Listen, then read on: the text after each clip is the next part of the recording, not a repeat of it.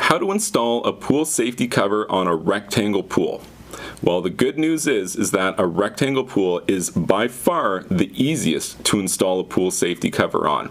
Basically, it's the same process that we'd use for any other type of installation, just somewhat simplified. So essentially, you would stretch the cover out over the surface of the pool.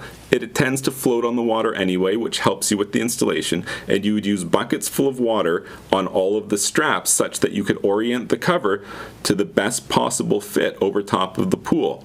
Once you've achieved that, you would start by taking the very center strap that spans the length of the pool, and those are the first two straps, two anchors that you install and fully connect. Once you've fully installed and connected that first long strap, you would then start a systematic process of doing the anchors on either side of that one that you just did.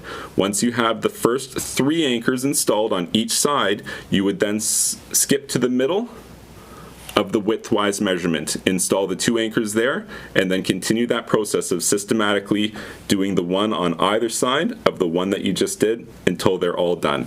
And what that leaves you with is the very last ones that you install are the corners. And if the last anchors that you install are the corners, this is how you ensure that you don't end up with a section where there's a bunch of extra material or a big wrinkle or something like that. If you start in the middle and you work out towards the corners with a rectangle safety cover, you'll have a perfect installation with no wrinkles at all.